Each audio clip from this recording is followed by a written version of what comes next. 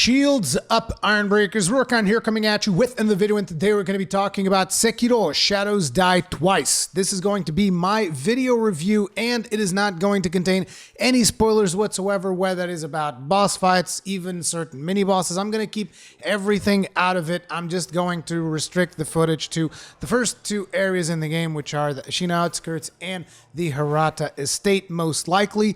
So you don't have to worry about any spoilers whatsoever in this particular video. So I just finished the game today, and I'm still on a bit of a high note, so to speak, when it comes to this particular game, because that final boss fight, just like, woo, goddamn, dude. I thought that I was going to die all afternoon, basically.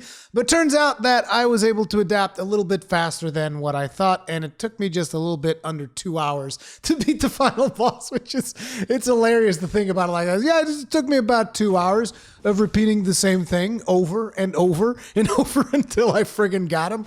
But that is the essence sometimes of a new game by From Software, which is you do have to learn certain boss fights. And I got to tell you, with Sekiro, it really did feel like I was thrown back in time, back to the days where I was playing like Demon Souls or even the very beginning of Dark Souls 1, because it was just like that exploration of the unknown. And this time it actually included the unknown, that is, it included gameplay mechanics as well. Because once you've beaten, say, Demon Souls, like the unknown of Dark Souls 1, right? It's mostly about the lore, the world, and a couple of gameplay changes here and there. Then when you get to Dark Souls 2, you know, it's very much the same thing with a couple of more things sprinkled in. Same thing for Dark Souls 3. Bloodborne did change a couple of things, but it still had the stamina gauge. It still had some of the same systems that we had seen before in Souls. And Sekiro feels like you're exploring the unknown, not just in terms of setting, like this is a completely new setting for them, but also in terms of the gameplay mechanics themselves. With the posture gauge, there is no stamina bar. There are all of these gameplay differences that I've talked about in previous videos, and I'm not going to repeat myself. Like, you guys can get my first impressions and all of that stuff. But basically, it was very much that whole feeling of exploring a brand new game, and a brand new game that it was definitely worth exploring. It was a game that has killed me, I can tell you right now, much more than twice, much more than 200 times, probably much more than 1,000 times. I don't know. I wasn't really keeping count. I wish that the game would tell you when you finish it, like at the end of the credit screen, by the way, you died this amount of times. Like, that would actually be pretty interesting, I think. But anyway, yeah, I died a lot. But the interesting thing is that you kind of come out on the other side a much stronger player, not just from the skills that you've acquired in game, but also I feel like mentally, because like you feel like you've persevered throughout all of this experience. Now, there's been a discussion, I even done a video that a lot of you guys have been talking about recently, which was to address that particular article that was saying, oh, the game needs an easy mode and all that stuff. You guys already know where I stand on that, but I made a point at the very tail end of that video that some people might not have gotten, but I feel that diminishing the difficulty on a game like this is going to negatively impact your enjoyment of everything else in the game.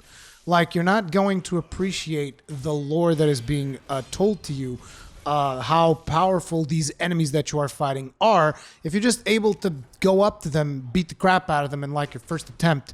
You know, it's not going to generate this mysticism of you like, oh no, that enemy was actually really friggin' powerful, which is why that enemy was able to kill this other important character, or why things went down the way that they did. It's like the difficulty, the challenging aspects of Sekiro are an integral part of the experience, as well as an integral part of the lore itself, and an integral part of the storytelling of the game.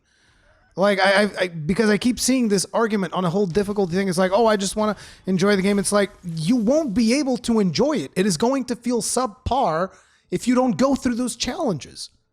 And that doesn't mean that the game doesn't stand on its own 2 feet when it comes to story, because it does. I can tell right now that it does, because I've done one of the possible endings of the game. The game has multiple endings. I've done one of those endings, and I'm extremely curious about the other ones. I've already identified one throughout my first playthrough. I've identified one of the endings that I was going to be skipping over, because I could clearly see, like, I'm making a choice here. I'm definitely making a choice here, and things are going to go very different depending on what I happen to choose. Like, that was one of the first things that I noticed throughout the playthrough, because also this game uses a lot more narrative. Your character actually speaks, and that was, again, another breath of fresh air by From Software, because I hadn't really seen something like that on one of these more recent games that they have worked on. And again, it felt friggin' fantastic. This is a much more narrative-driven experience. A lot of more people will be able to get more enjoyment out of the story because it's not going to be as enigmatic. I'm talking about the main plot, but there's still a lot of stuff off to the sides that you will have to really dig in deeply to unearth, like, what has happened here? Who was this person? How did this went down? And even the ending itself is going to have different meaning depending on how much you read on the lore and certain item descriptions and all of that stuff. So even though you could say that the story is easier to follow, like, the conclusions and the way that certain characters act is still going to be, there is still a lot of room for exploration there. You know, it is still a From Software game at the end of the day. And that is one of the things that I've noticed, is that when I finished the game today, and I was talking with people in my chat, some people made different choices and whatnot, because usually what I do is when I do my first playthrough of the game, then I want to, like, try to figure out all the things that I missed out on, and I do kind of spoil myself after that point. And I know that some players will still rather explore the game for themselves, but I'm like, no, I finished my first playthrough. This is the ending that I got. Now I want to see all of the other stuff. So I already know the different things that I have to do to get some of the other different endings. And I just came out of it thinking, like, wow, I've spent more than 60 hours, I think. I don't know what the exact timing on my save is, but I've spent more than 60 hours playing through this game, enjoying almost every bit of it. There is one point that I will make a bit later in the video, but, like, I enjoyed most of my experience throughout, like, really, really loved it.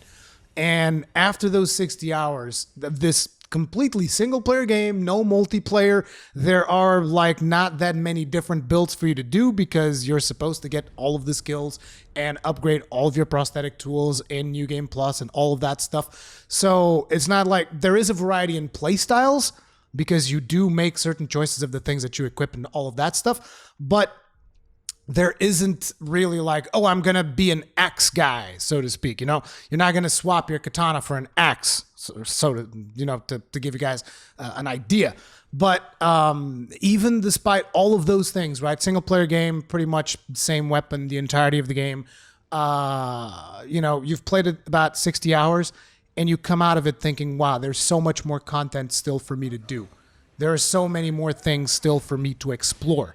And that was something that I really, really appreciated by the time that I beat the final boss. So now let's talk about one of the things that I didn't like, because I already talked to you guys in my initial impressions. Like, look, I love the setting. I like the story.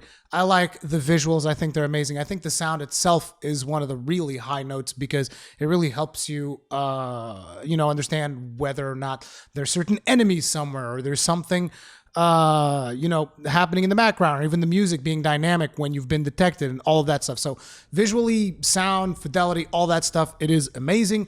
Playing it on the PlayStation 4 Pro, it hovers most of the time above 30 FPS. There was a section of the game, this was about, I don't know, 70% into the game or something along those lines. In that section, I've noticed, like, wow, the frames are really taking a dump in a very specific location, because there's a lot of fire burning. There's a lot of stuff happening. And in that time, I noticed, okay, now there's a lot of stuff happening, and the game is really taking a bit of a dump in terms of frames, but it was still very much playable, nothing too terrible in terms of the PS4. I just played a little bit of it on PC just now. And one of the things that I noticed is that it pretty much 60 FPS all around, super well optimized. It actually supports DualShock 4 without you needing to emulate it through X input, which is pretty damn sweet. However, it still shows you the prompts of the Xbox One controller, which is a little bit disappointing. But either way, so the PC version seems to be pretty well optimized. I am running this on a 2060. As you guys know, that is my current GPU. So yeah, the PC version is going to be better in terms of performance, but the PS4 version, which is the version that I played throughout most of it, just had that little one, you know, frame dip along the way. But the thing that I actually did not like was one of the boss fights, and unfortunately I can't get into it because of spoilers and stuff like that. But basically, for those of you that are wondering, I can just say Cleric Beast, and most of you guys will know exactly what boss fight I'm talking about. Those of you that have gotten there anyways, those of you that haven't gotten there, you'll know by the time you get there that that is probably my least, not probably, that is my least favorite boss from what I've played so far. Although, again, I haven't fought all of the bosses yet because the ending that you can't fight all of the bosses depending on the ending that you pick. Different endings, different bosses, so on and so forth. So it's like that. The reason why that one boss fight, again, no spoilers, but the reason why that one boss fight I thought was not as good as the rest of everything else, I enjoyed immensely. That one boss fight just felt like it took too long. It was very much an endurance fight. You have to go in there and keep slashing at it. And then, you do your death blow and then you do it again and again. It's just too much repetition, and I get bored of endurance fights. Like, I like fights that pay off a little bit quicker, and repeating the same fight over and over that lasts that long, I think there's a problem to it. And on top of it, it also reminded me a little bit of Medir. For those of you that did Dark Souls 3 Ringed City DLC, there was an encounter there, Dark Eater Medir, which is this dragon. And the thing that bothered me the most about that particular encounter as well is that it's an encounter where basically you're running after the thing you're trying to kill the whole time. That's what you're doing. You're running after it. Then it's like flies all the way across the friggin' map, and you're like, okay, now I'm gonna run for another half an hour. But at least in Sekiro, you do have one thing, which is you don't have to worry about stamina when you're running, which made the fight a lot more bearable. But at the same time, it still felt out of place, particularly taking into consideration all the things the game kind of taught you up until that point. And it's almost like you had to forget a lot of the things that you've learned in order to fight that particular boss, and that just rubbed me the wrong way. Again, I'm not saying that it's impossible or anything like that. I'm not saying that I was very much offended, even though probably those of you that do watch that stream, I was pretty salty. I was pretty filled with salt the entire time that I was doing that boss.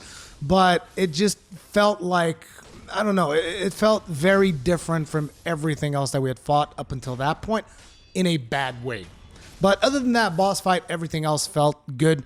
Now, I do know that some people have been tweeting at me and commenting on my videos saying, oh, dude, the final boss is complete bullshit and all this other stuff. And it's like, look, I'm right there with you in certain aspects of that fight.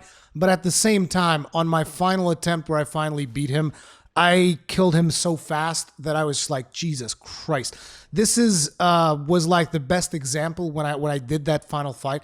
It was the best example of how the game completely rewards you for both being aggressive and calculated throughout your fights. Like, if you really master a fight and you're able to just go on the offensive the whole time and then just only go on the defensive when it is strictly necessary, you can tear through bosses in this game really, really fast. It's just the game completely rewards you if you're able to play it right. If, however, you play it wrong, you can expect to take a lot of damage, to be heavily punished, and for certain fights to drag. And I know that some people are going to say, oh, that's probably why that other fight that you're complaining about dragged on for so long for you, because you were playing it wrong. Personally, I don't feel that was the case, but maybe that is the case. You guys will let me know in the comment section, those of you who have done the Cleric Beast, so to speak. You guys can tell me how you feel about that. I didn't like it at all, regardless of that. But basically, what I have to say, after having played this game for 60 hours and many more hours to come, I'm sure, because I want to get the different endings and do all of that stuff.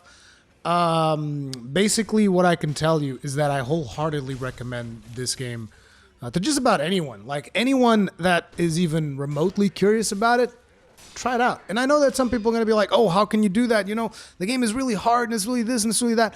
I do that because I believe that most people are able to adapt to the difficulty that is placed in front of them, and they will be able to overcome the challenges that are in the game, because the game is not unfair. The game can be trying at times, but it is not unfair. And after having finished it, I still don't think that it is harder than Dark Souls. It's like I said, I just feel that a lot of people have gotten used to the Souls franchise, and they know how to work around the Souls franchise, and now they have to get used to all of these new gameplay mechanics that the game brings towards you. and you just don't know how to use them yet. That's the biggest thing for me. And I know that some will say, oh, but you had the multiplayer crutch and you had the fact that you could power level and do all these different things. Well, yeah, Sekiro does give you a big no bullshit. It's like, look, here's this boss, here's your tools, figure it out. It's almost like a puzzle. But again, it is fair. And I have faith that most of you guys watching my stuff will be able to do it. And I wholeheartedly recommend it because it is very much, it's like I said, it's like discovering Demon Souls or Dark Souls for the very first time all over again. That is what I personally felt as I played throughout this game. You can agree, you can disagree. That is going to be up to each and every one of you. And I've seen a lot of people disagree and say that the game is too hard, it's this and that and the other. I still don't think that is the case, despite everything that I've suffered throughout my live stream where I struggled in a lot of situations and all of that. I still don't think that it is that much hard because here's the thing. I've struggled with every single Souls game when it's the first time that I'm playing it. Every single one. You know, it's just one of those things. Maybe I struggle a little bit more in certain sections with Sekiro, but I still don't think it's significantly harder. I really don't. It's just a matter of adapting your tactics, and the sense of reward that you get from it is completely unparalleled. Like when every time that I beat like a really tough boss, if you were in those streams, you could see that I was like, yeah, yeah. Like I was really going wild because it was like this challenging thing that I had done. And some of you will say, most bosses are easy. Well, yeah, of course. For people that are really hardcore into it, sure, most people will have a really easy time with a lot of the bosses. But for me, it's almost like every major boss was like me overcoming a certain obstacle. Like there was a boss, and I remember exactly which boss it was, where I really learned to deflect pretty much every single hit on that boss. And it was crazy. Like if you were watching, I was like, ching, ching, ching, ching, ching, ching. It was like perfect deflects all over. And I was like, God, that feels so good. And that's the thing. That is what you're chasing with that game. That feeling of perfection. But anyway, that's just my opinion on that game. I friggin' love it, and I want to see all of the other endings and do all of the things. And I'm not sure that I want to do the harder challenges that it provides once you get into New Game Plus, because once you get into New Game Plus, let's just say there's like something similar to the Calamity Ring. It's not a Calamity Ring, it's something different, but let's say there's something similar to that. And yeah, about that. I'm not sure that that is something that I want to do, but maybe we'll see. Anyway, thank you guys very much for watching. Let me know what you think about Sekiro if you are playing. If you guys enjoyed this video, hit it up with a like button. If you completely disagree and you think I'm an asshole, hit it up with a dislike button. Go ahead, hit that dislike button if you want to. I just want you guys to rate, give me feedback. Either way, if you're new here, subscribe, hit the bell notification icon so that you're notified whenever there's a new video coming up on the channel, and I'll see you in the next one.